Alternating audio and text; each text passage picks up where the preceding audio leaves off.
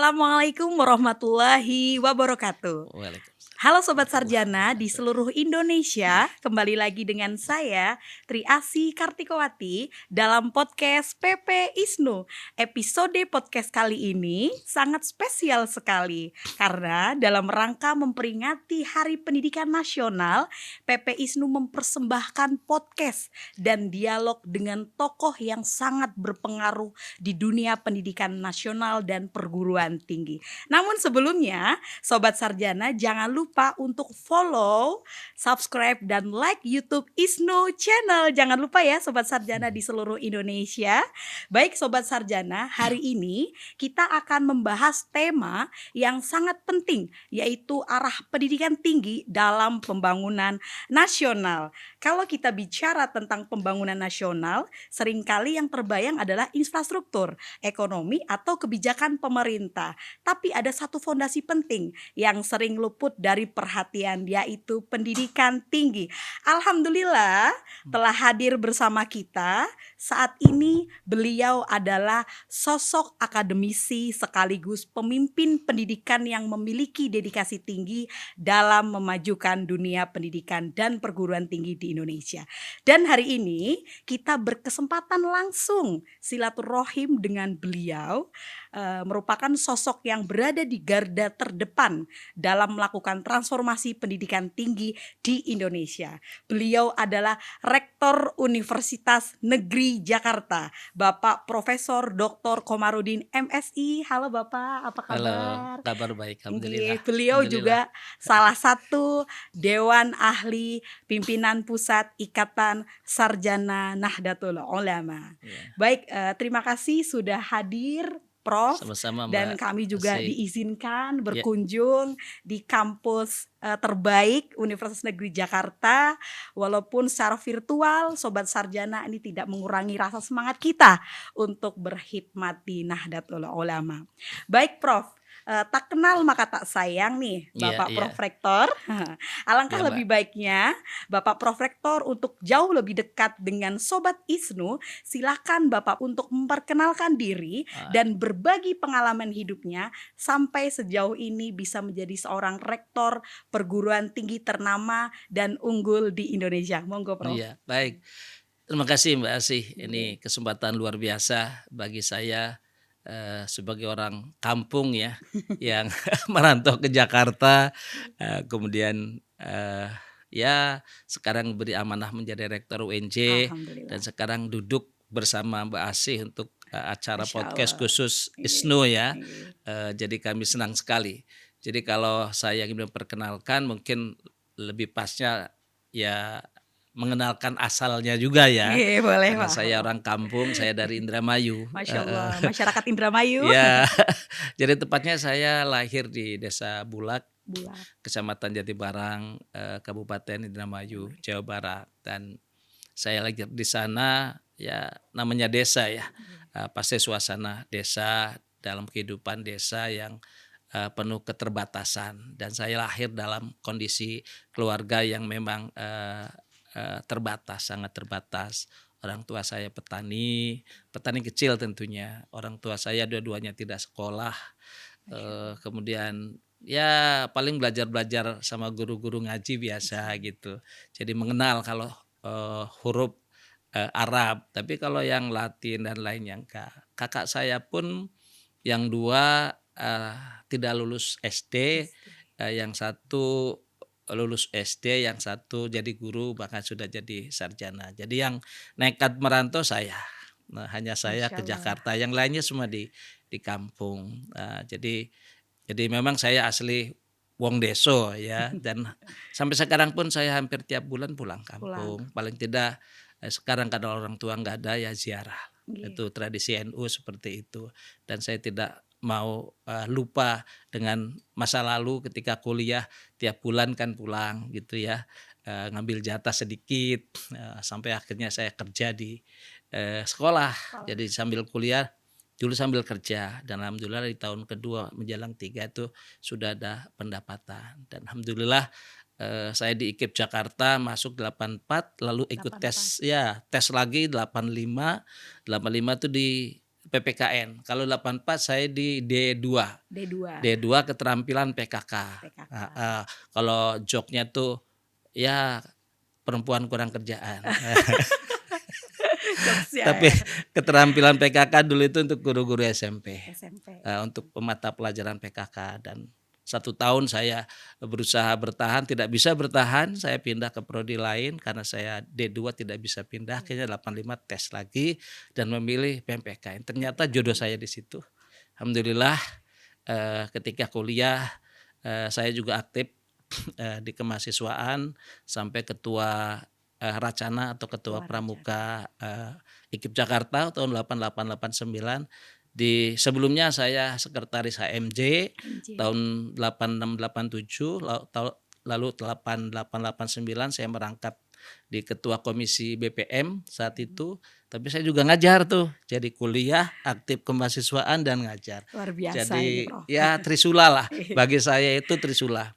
Jadi 3 sisinya alhamdulillah bisa tajam lah gitu, dan memberikan manfaat besar bagi saya sehingga kemudian saya lulus.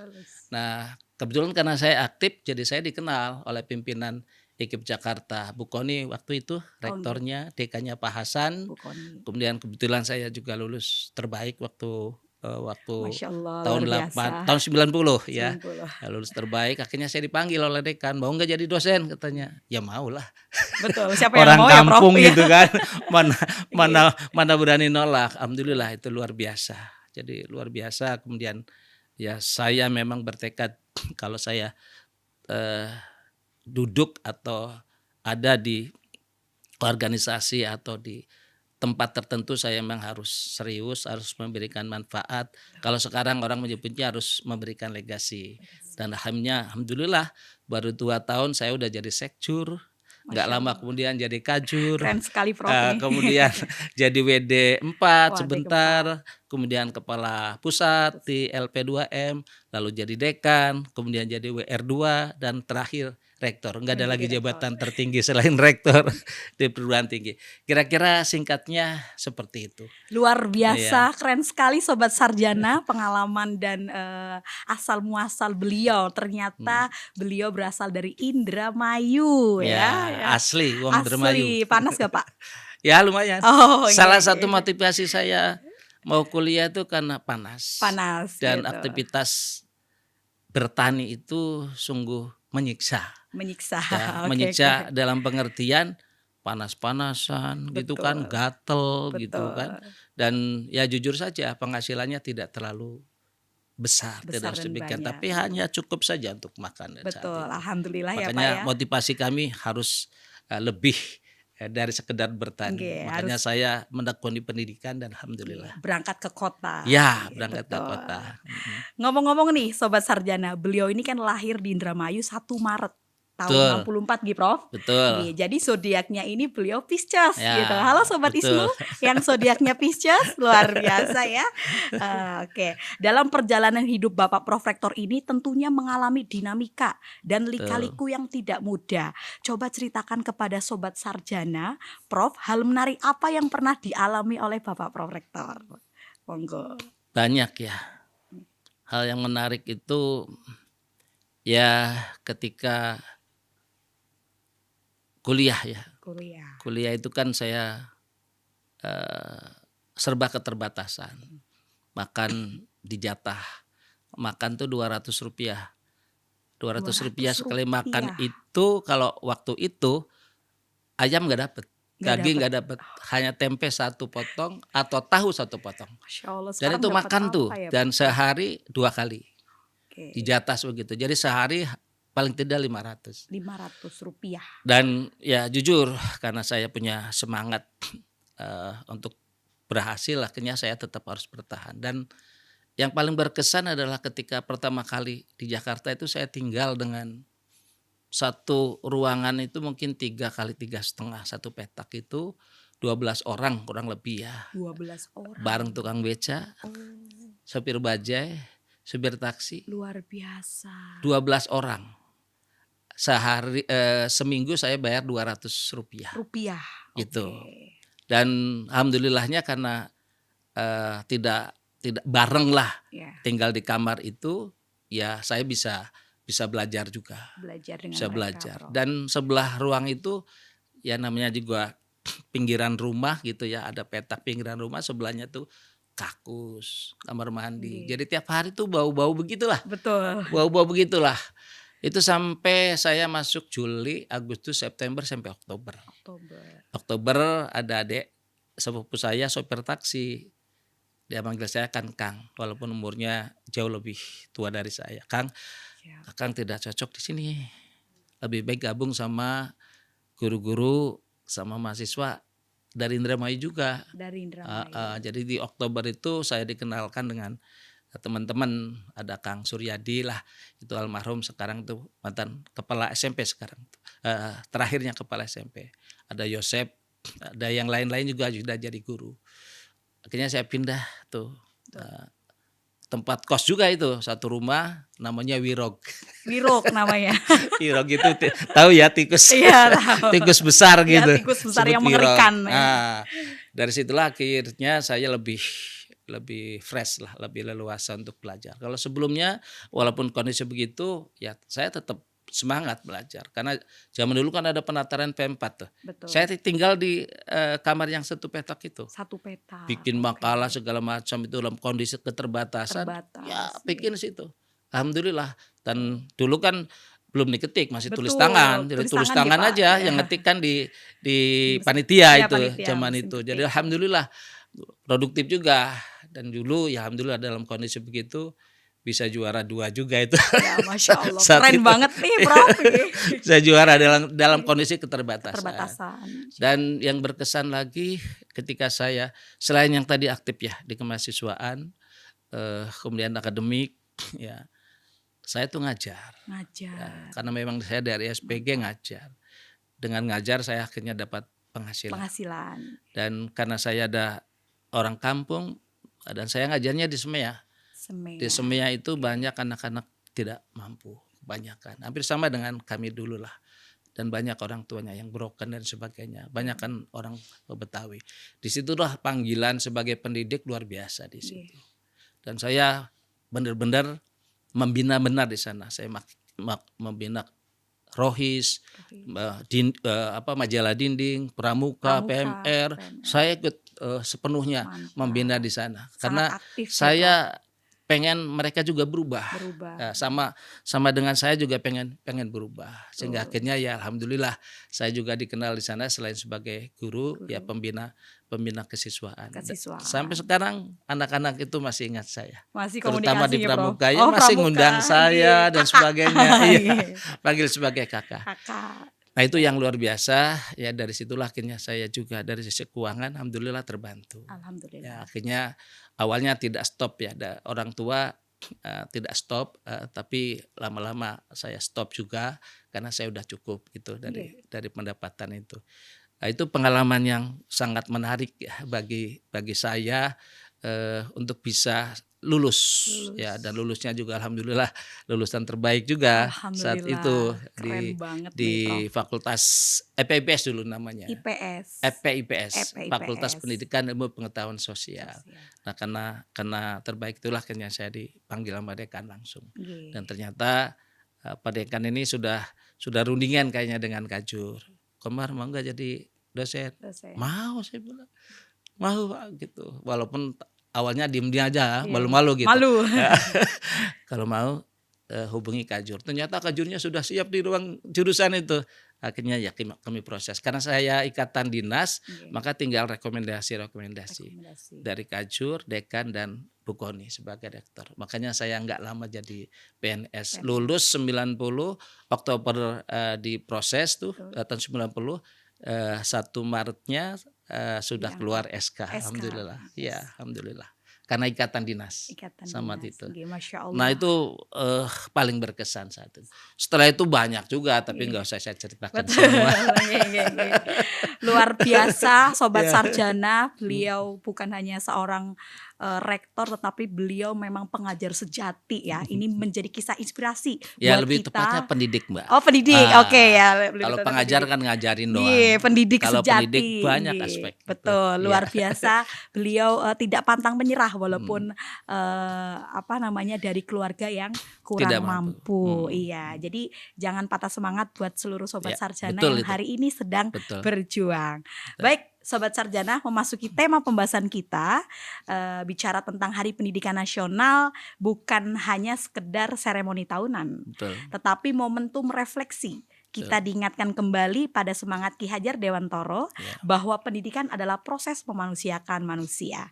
Nah, bagaimana Bapak Prof Rektor ini memaknai Hari Pendidikan Nasional di tengah kondisi pendidikan saat ini? Monggo, Prof. Ya, sebenarnya sih masih sama ya. Iya. Makna pendidikan itu sebagai penentu keberhasilan suatu bangsa, Betul. suatu komunitas, suatu masyarakat. Karena dengan pendidikan itu akan terjadi peningkatan pengetahuan, ilmu, teknologi, bahkan peradaban. Iya. Ya, ujung dari semua proses pendidikan itu adalah peradaban. Peradaban. Ya, harkat, martabat, nilai moral itu meningkat semua. Harapan kita ke sana, dan semua pendidik itu memang harus mengarah ke sana. Jadi tidak hanya transfer atau transformasi ilmu pengetahuan dan teknologi, tapi membangun peradaban. Membangun peradaban. Dan itu saya kira kalau orientasinya ke sana sangat cocok dengan tugas manusia diturunkan ke bumi sebagai khalifah fil ardi. Dan memang harusnya seperti itu gitu, sebagai pengelola bumi supaya bumi tetap lestari, tetap terjaga, seimbang, teratur dengan berbagai ilmu pengetahuan teknologi yang dihasilkan oleh manusia itu sendiri, bukan malah merusaknya. Jadi makna pendidikan tidak hanya memintarkan, ya, tetapi membangun peradaban yang di dalamnya memanusiakan manusia. Manusia, oke. Kunci utamanya itu. Kunci utamanya itu, Prof. Ya. Luar biasa. Makna pendidikan itu membangun sebuah peradaban ya. Diingat sobat sarjana. Oke, baik sobat sarjana, di tengah perubahan zaman yang begitu cepat, mulai dari transformasi digital, disrupsi industri hingga tantangan sosial, arah pendidikan tinggi dituntut tidak hanya menghasilkan lulusan, tetapi juga menciptakan agen perubahan. Lalu pertanyaannya, kemana arah pendidikan tinggi kita hari ini? Apakah sudah selaras dengan kebutuhan pembangunan nasional? Menurut Prof bagaimana? Ya, walaupun berganti-ganti kurikulum gitu. Betul. Ya, berganti-ganti kebijakan, seyogianya memang pendidikan tinggi itu harus menyiapkan lulusan ke dunia kerja, ke dunia usaha, dan ke dunia nyata di dalam kehidupan masyarakat, supaya dia berperan secara signifikan untuk melakukan pemeliharaan nilai, inovasi-inovasi di dalam kehidupan, dan meningkatkan derajat dan martabat kehidupan masyarakat dan manusia. Harusnya ke sana, ya, harusnya ke sana. Kalau semua pemimpin nasional, pemimpin pemerintahan, termasuk para menteri yang berorientasi ke sana, saya yakin apapun kebijakannya, apapun kurikulumnya, tidak mengubah misi utama dari sebuah pendidikan, termasuk di tengah disrupsi, ya, di tengah perubahan teknologi informasi yang sangat luar biasa, di tengah maraknya kecerdasan buatan, ya. Kita harusnya tidak goyah, bahkan kita harus bisa menciptakan kecerdasan-kecerdasan yang bisa menambah makna dan karakter kemanusiaan, bukan malah merusak. Nah, bagaimana caranya ke sana? Maka ya memang harus diciptakan kurikulum, harus dibuat kurikulum yang memang tidak hanya mencerdaskan, membangun kompetensi, tetapi juga membangun karakter, membangun nilai moral di dalam diri para lulusan itu. Sehingga makanya kalau UNJ walaupun non kependidikan itu diberikan mata kuliah landasan pendidikan, karena seyogianya kita dimanapun itu sebagai guru. Iya, betul. Kita dimanapun sebagai pendidik, Pendidik. walaupun dia bukan lulusan pendidikan. Pendidikan. Dia sebagai kepala keluarga, dia sebagai pimpinan di perusahaan, pimpinan di organisasi pemerintahan, sejatinya dia harus bisa menjalankan fungsi pendidikan. Betul. Maka educational leadership itu penting. Oke, educational leadership. Itu penting dan itu yang kita gerahkan juga di Universitas Negeri Jakarta. Oke. Baik, luar biasa. Jadi kunci pendidikan itu adalah salah satunya di kurikulum dan kebijakan, Iya. gitu kan. Itu harus bukan hanya mencerdaskan, tetapi bagaimana siap menciptakan peluang kerja. Iya. Namun pertanyaannya, di tengah perkembangan zaman yang begitu cepat, teknologi yang semakin canggih nih, Prof, serta perubahan generasi muda nih, apakah makna Tutwuri Handayani masih relevan di era sekarang? Saya kira masih ya. Masih. Saya kira makna yang disampaikan oleh Ki Hajar Dewantara Tutwuri Handayani itu penting. Penting. Kenapa? Karena kita ingin mendorong anak-anak muda, subjek-subjek pendidikan yang berusia muda itu untuk menjadi pemimpin masa depan. Sehingga sebagai pendidik, sebagai pengasuh tetap menjalankan fungsi Tutwuri Handayani. Jangan kita terus maunya di depan terus. Betul. Kadang-kadang kan begitu. Iya, Prof. Kalau saya sudah 2 periode, Betul. saya sudah punya kesadaran dalam 1-2 tahun ini menyiapkan diri untuk tidak lagi menjadi rektor. Maka kita mendorong yang muda-muda mereka untuk bersiap diri menjadi rektor. Di lingkungan apapun harusnya begitu. Di lembaga pendidikan manapun seperti itu. Terhadap siswa dan mahasiswa pun begitu. Fungsi Tutwuri Handayani tidak akan lekang oleh zaman. Betul. Karena sesungguhnya seiring dengan berubahnya waktu, berubahnya umur, maka fungsi Tutwuri Handayani tetap harus dijalankan. Monggo silakan yang muda tampil ke depan. Mereka yang siap tampil ke depan. Jangan terus-terusan ngotot kita harus jadi pemimpin. Betul, Jangan Prof. terus-terusan kita harus di depan. Nggak bisa begitu. Gitu. Jadi setiap orang ada masanya, setiap masa ada pemimpinnya. Betul. Gitu. Kira-kira begitu. Luar biasa Sobat Sarjana ya. Itu makna Tutwuri Handayani harus terus melekat ya. Iya. Di dalam siapapun kita sebagai seorang pembelajar dan pendidik sejati. Kalau bicara tentang tantangan, ada beberapa hal nih Prof yang krusial. Tentunya pertama kita bicara tentang kesenjangan kualitas pendidikan, kemudian adaptasi teknologi yang belum merata, yang ketiga adanya gap antara keterampilan akademik dan kecakapan hidup. Bicara tantangan tersebut, kampus Universitas Negeri Jakarta memiliki tanggung jawab yang sangat besar untuk mencetak pendidik lulusan yang tidak hanya cerdas tetapi juga adaptif dan berkarakter. Betul. Namun begini Prof, akhir-akhir ini sedang viral nih mengenai kampus-kampus yang memproduksi dan mencetak mahasiswa, akan tetapi terjadi mismatch antara lulusan dan kebutuhan dunia kerja di Indonesia. Bagaimana tanggapan dari Prof mengenai peran kampus dalam menjawab tantangan tersebut? Monggo Prof. Iya, sebenarnya ini masalah klasik ya. Betul. Dari tahun ibaratnya orang Betawi bilang sejak zaman jebot lah. Tahun jebot gitu. Tahun 70-an sampai 80-an kan ada kebijakan link and match. Iya, link and match. Itu kan ada kesenjangan. Betul. Sampai sekarang pun tetap ada kesenjangan. Sampai kapanpun menurut saya tetap ada kesenjangan. Jika berjarak antara lembaga pendidikan dengan dunia industri dan dunia kerja. Sepanjang itu berjarak maka kesenjangan tetap ada. Kenapa? Dunia kerja, dunia industri itu melajunya cepat sekali. Betul. Sementara di dunia pendidikan termasuk kurikulum dan sebagainya itu tidak mengejar itu. Bahkan ada, maaf nih, 1-2 dosen bernostalgia dengan kemampuan masa lalunya. Senengnya beromantisme gitu kan. Bercerita-cerita nih yang sosial. Kalau yang teknologi, waduh itu timpang sekali.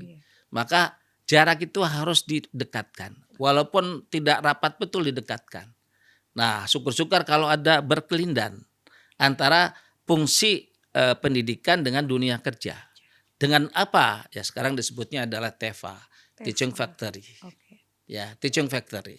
Kalau di pendidikan namanya Teaching School. Teaching School. Ya, Teaching School kayak UNJ, kita punya lab school. Lab school, betul. Nah, ya kependidikan itu harus banyak-banyak dan sering-sering ke sekolah. Betul. Iya, makanya kalau dulu itu ada di UNJ kebijakannya PPL dini. PPL. Jadi sejak awal itu ya observasi, mempelajari di sekolah seperti apa, kemudian diajak diskusi tentang pengembangan kurikulum dan sebagainya, sehingga dia menyatu dan mengikuti perkembangan yang ada di masyarakat, termasuk yang non kependidikan. Juga harus demikian. Harusnya demikian. Jadi sedini mungkin itu harus didekatkan dengan dunia nyata. Dunia. Di dalam konteks sekarang itu disebutnya pembelajaran kontekstual. Oke, siap. Nah, kira-kira seperti itu. Kalau tidak berjarak atau jaraknya dekat sekali, saya yakin kesenjangannya tidak lebar. Persoalannya tidak semua sekolah seperti itu. Seperti itu, betul, Prof. Misalnya laboratorium, ya kita suka ngomong juga di SMK saja itu labnya lebih bagus. Betul. Tapi kok di LPTK kok labnya jauh lebih rendah, lebih sederhana daripada di SMK. Di SMK. Padahal tuntutan industri kan lebih dari itu. Betul. Nah, makanya harus ada kerjasama nih pendidikan tinggi dengan dunia industri. Ya, kalau ada kerjasama seperti itu nyambung semua. Betul. Teknik mesin dengan Astra, Betul. gitu kan? Betul. Sehingga nyambung kurikulumnya. Praktisi atau ahli di Astra ngajar, ngelatih. Betul. Dan yang perkembangan terbaru dia ada di sana itu hadirkan di dalam kampus. Makanya teaching factory itu fungsinya seperti itu. Kalau itu berjalan dengan baik, insya Allah. Nah, kesenjangannya itu ya tipis-tipis saja lah. Kalau bisa sih ready for use gitu. Siap digunakan, lulusan itu siap digunakan. Siap, kira Prof. Itu. Okay. Berarti butuh adanya kolaborasi ya dan sinergi antar berbagai pihak sangat. Prof. Baik, bicara tentang adaptif dan kemampuan di luar akademik, kampus Universitas Negeri Jakarta bukan hanya menawarkan prodi, rumpun ilmu pendidikan yang tadi disampaikan oleh Prof. Tetapi banyak menawarkan program studi di luar rumpun ilmu pendidikan, salah satunya program teknik, prodi teknik dan lain sebagainya. Apakah kurikulum pendidikan tinggi saat ini sudah cukup fleksibel dalam menjawab tantangan industri tersebut, Prof? Harusnya ya. Dan kami di UNJ memang mendorong semua prodi yang non kependidikan, terutama yang keteknikan atau vokasional, itu harus nyambung. Jadi kurikulumnya tuh ya adaptif. Kalau di dalam istilah prinsip kurikulum itu relevan. Jadi bagaimana supaya relevan? Ya kurikulum, program pendidikan, pembelajaran yang dijalankan itu sesuai dengan perkembangan yang ada di lapangan. Seperti yang sudah saya contohkan tadi. Dengan pola-pola begitu terjadilah adaptif gitu. Sehingga program perkuliahan, praktikum dan sebagainya itu ya tidak model gaya lama. Betul. Perkembangan di sana apa, keteknikan di kita, istilah mantan dirjen vokasi yang dulu, belajarnya ngikir aja, bubut aja. Padahal di sana perkembangannya sudah jauh lebih dari itu. Nah, jadi oleh karena itu ya harus adaptif, harus terus relevan. Kira-kira seperti itu. Berarti adaptif dan adaptif itu sangat penting ya, Prof ya, untuk menjawab tantangan perubahan zaman yang begitu sangat cepat ya, apalagi bicara tentang teknologi. Dalam rangka menghadapi bonus demografi dan tantangan zaman yang lebih kompleks, transformasi pendidikan melalui inovasi pembelajaran, penguatan riset dan kolaborasi banyak pihak dalam pemanfaatan teknologi menjadi peranan penting nih. Tetapi Prof melihat perkembangan dan penggunaan AI ini saat ini di lingkungan kampus. Dan apa langkah strategis yang dilakukan oleh Universitas Negeri Jakarta dalam merespon perkembangan dan pengaruh AI dalam dunia pendidikan tinggi? Kata kuncinya lembaga pendidikan tinggi termasuk UNJ harus memanfaatkan, mendayagunakan AI untuk kepentingan penguatan kapasitas manusia. Penguatan kapasitas manusia. Kapasitas manusia itu bisa kompetensi, skill, ya, bisa juga karakter, bisa juga yang lain-lain. Jangan AI itu dimanfaatkan atau digunakan untuk tipu-tipu dan sebagainya. Maksudnya plagiarisme gitu kan? Penulisan, riset. Iya, untuk riset dan sebagainya. Jadi dimanfaatkan sebaik mungkin untuk pengembangan kapasitas yang pembelajar. Jadi kita jangan menggantungkan pada AI, tapi AI itu membantu kita, itu hanya sebagai tool, sebagai instrumen untuk penguatan kapasitas kita. Jangan skripsinya hebat banget. Iya, Ketika ditanya nggak ngerti. betul. Gitu Ternyata kan. AI. Ya, karena karya AI. Jadi kita tetap harus kuasai konsepnya. Konsep intinya apa? Eh, Diperhalus, diperluas, diperkaya oleh AI. AI. Tapi kita kuasai betul gitu. Betul. Termasuk metodologinya, termasuk statistiknya. Jangan statik langsung jadi. Ngolahnya nggak ngerti, maknanya nggak ngerti. Tapi rumusnya canggih Canggih. dengan AI kan gitu.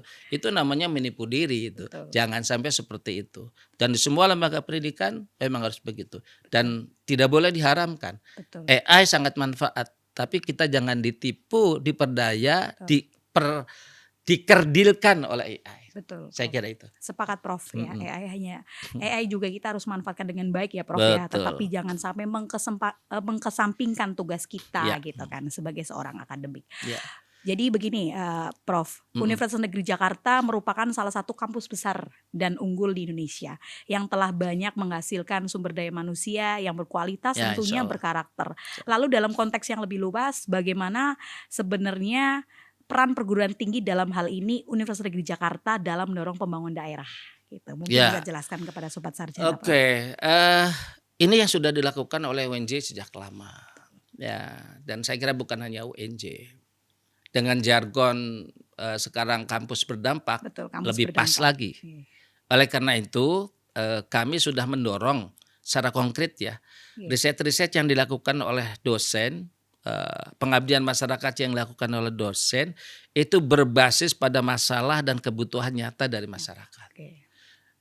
Dengan begitu maka riset yang dilakukan dalam rangka pemecahan masalah yang ada yang terjadi di masyarakat.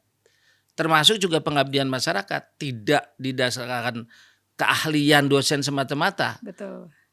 Jangan-jangan yang kita berikan tidak dibutuhkan oleh masyarakat. Masyarakat ini baik dunia pendidikan maupun masyarakat umum. Nah, dengan begitu maka kapasitas, skill, dan kemampuan yang dimiliki oleh dosen dan oleh perguruan tinggi memberikan manfaat langsung bagi masyarakat. Disitulah terjadi pemberdayaan. Programnya banyak, ada riset, ada pengabdian masyarakat, ada KKN, berbagai macam lah yang bisa dilakukan oleh kampus. Dan saya kira tidak hanya UNJ yang seperti itu, yang lain pun banyak yang seperti itu. Oke, Prof. Siap. Oke. Ya, siap.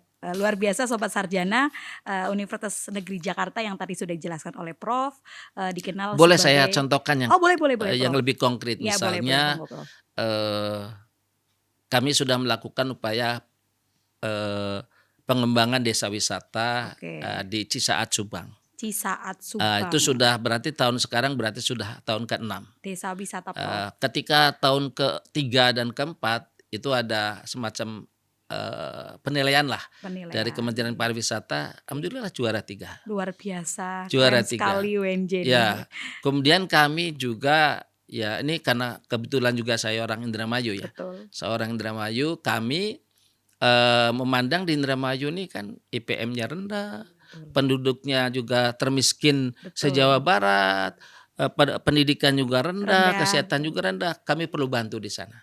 Ya, baik pendidikan dan lain-lainnya, dan fokus sekarang diantaranya adalah pengembangan desa wisata di Desa Bulak, Jatibarang, Indramayu. Karena dulu di Bulak itu ada Buyut Banjar yang menjadi destinasi wisata unggulan di tahun 60-an, 70-an, masyarakat sekitar wilayah Cirebon termasuk Subang, Karawang datang ke sana. Sekarang sudah mungkin mati ya, boleh dibilang mati. Maka kita bangkitkan kembali. Kenapa terjadi degradasi, kita bangkitkan kembali. Di Jakarta pun kami sudah melakukan pemberdayaan masyarakat di Kepulauan Seribu, termasuk yang dekat, yaitu di Jatinegara Kaum. Jatinegara Kaum. Kelurahan Jatinegara Kaum. Yang ada makam Pangeran Jayakarta. Jadi kita juga sering ada pembinaan khusus di sana. Dan ya harusnya memang UNJ yang terdekat sebelum yang jauh. Tapi itu juga kita lakukan juga, insya Allah. Kira-kira gitu. Itu beberapa contoh ya. Luar biasa, keren sekali ya pencapaian dari Universitas Negeri Jakarta dalam rangka pendampingan dan pemberdayaan masyarakat. Salah satunya adalah desa wisata. Mungkin nanti bisa kolaborasi nih Prof dengan ISNU. Boleh. Ya kan, bisa. Sangat bisa gitu. Nanti akan ada pesta desa. Biasanya itu luar biasa di sana. ada kontribusi nanti dari berbagai pihak termasuk universitas. Oke, Nanti siap, kita Prof. ajak Siap, ISNU. Prof. Oke, Ya, Sobat Sarjana ya, kita ya, akan diajak oleh Prof ke desa ya, ya. wisata tersebut Dan ya. siap nanti naik Oke. Sisingaan tuh. Oke, siap, Itu Prof. Siap. diarak gitu. Oke, siap Prof. Nanti kita akan Ya, banyak belajar budaya juga di sana ya, Prof ya. ya, Oke, baik. Tadi sudah banyak dijelaskan tentang progres, kemudian perkembangan, pencapaian dari Universitas Negeri Jakarta, perjalanan sebagai perguruan tinggi, tentu bukan sekedar perubahan status saja nih, Prof betul. ya, tetapi juga bagaimana kampus ini terus meningkatkan kualitas akademik, riset Mm, serta kontribusinya terhadap masyarakat. mm, Lalu pertanyaannya lagi nih, Prof. mm, Di tengah perubahan dan tuntutan zaman, mm. bagaimana kampus UNJ memaknai sebuah transformasi ini? Monggo, Prof. Ya, transformasi itu kan memang sebuah sunatullah ya. Iya, betul. Karena transformasi itu kan hakikatnya adalah perubahan. Perubahan, Maka kampus juga harus selalu melakukan perubahan. betul. Dan kalau bisa tidak hanya mengikuti perubahan, tapi kalau bisa trend maker, Trend maker, oke. pembuat tren, pembuat perubahan-perubahan. Pembuat perubahan, Ya, kalau bisa begitu, misalnya desain mode, kita kan punya prodi. betul. Harusnya itu ada lomba-lomba kreativitas, lomba-lomba inovasi yang kemudian ngetren, yang kemudian viral, banyak berkembang di luar, seperti itu. Ada juga mungkin produk-produk yang lain yang kira-kira seperti itu. Kita punya tata boga, mungkin muncul menu makanan yang viral yang kemudian berkembang di masyarakat. Nah, jadi kampus seyoganya di tengah transformasi, di tengah perubahan itu tidak sekedar mengikuti perubahan sehingga dia di belakang terus. Kalau bisa menciptakan Betul. perubahan. Perubahan trend maker itu. Tentu, iya, tentu lulusannya juga begitu. Ketika sudah lulus, harapan kita dia adalah agen Agen perubahan. perubahan. Ya, agen perubahan, agent of change gitu ya. Iya, Prof. Kira-kira begitu. Baik. Oke. Luar biasa Sobat Sarjana ya. Keren banget pencapaian dari Universitas Negeri Jakarta menjadi salah satu kampus ternama. Balik lagi nih, kita bicara tentang ISNU, Ikatan Sarjana Nahdlatul Ya. Ulama yang siap untuk mengawal juga, Iya, mendorong iya, ya. iya. Tadi apa yang menjadi ide dan pengawalan pengabdian Iya. masyarakat UNJ. Iya. Kedepannya mungkin kita bisa kolaborasi nih, Prof, jangka panjang gitu.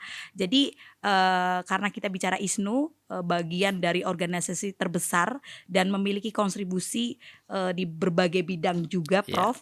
Nah, ini kan Sobat Sarjana di seluruh Indonesia sedang menyaksikan nih, Prof. Monggo Prof memberikan pesan kepada ISNU di seluruh Indonesia dalam ikut serta memajukan dan mendorong kualitas pendidikan di Indonesia. Monggo, Prof. Ya, kalau saya kan memang bergabung dalam beberapa tahun belakangan ya. Betul. Sebelumnya dulu waktu sampai sebelum jadi WR2 lah, saya bergabungnya saat WR2 ya. Warek dua. Waktu dekan pernah tapi belum bergabung ya. Pernah dengar, pernah tahu tapi belum bergabung. Kelemahan utama yang saya lihat itu adalah program-programnya itu banyak tidak berjalan. Betul. Ya, program-programnya banyak tidak berjalan walaupun sesungguhnya adalah banyak ahli. Betul. Sesuai namanya sarjana, banyak Sarjana, ahli. iya.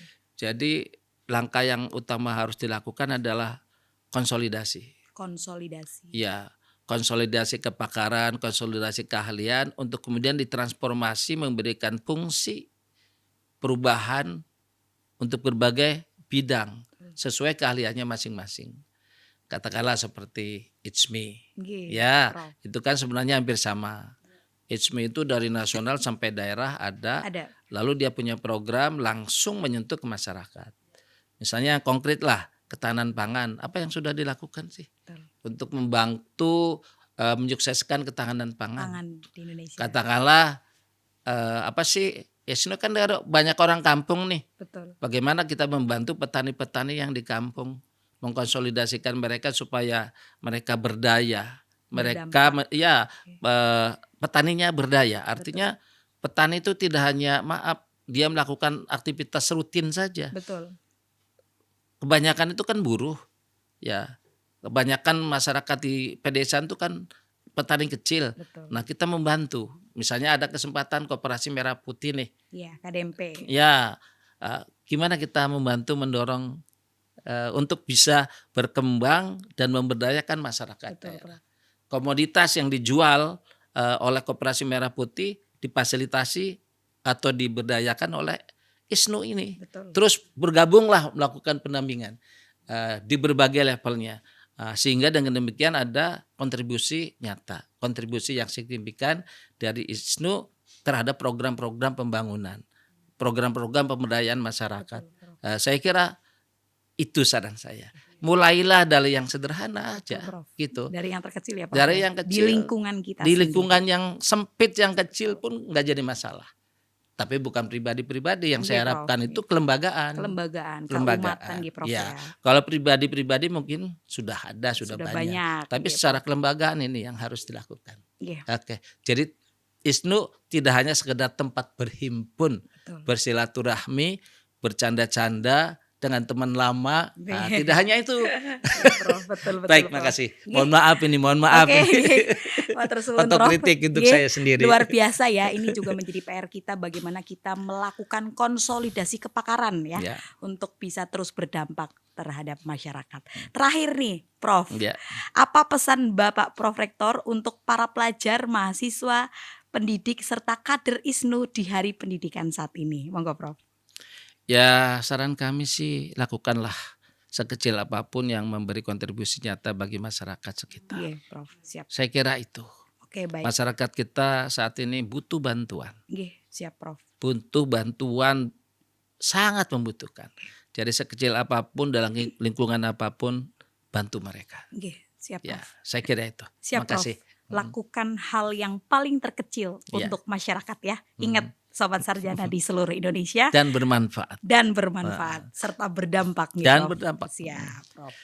Oke, luar biasa sekali insight yang diberikan hari ini oleh beliau.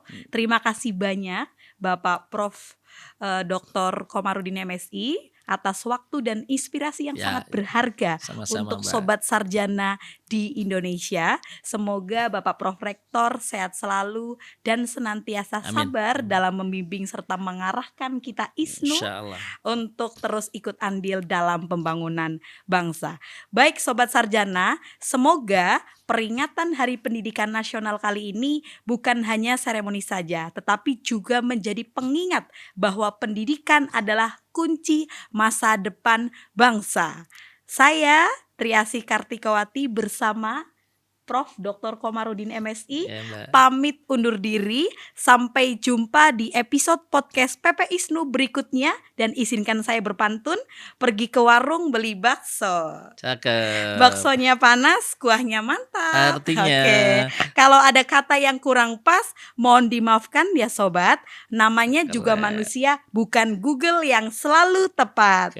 Wallahul muwaffiq ila aqwamit thoriq. Wassalamualaikum warahmatullahi wabarakatuh. Waalaikumsalam warahmatullahi wabarakatuh.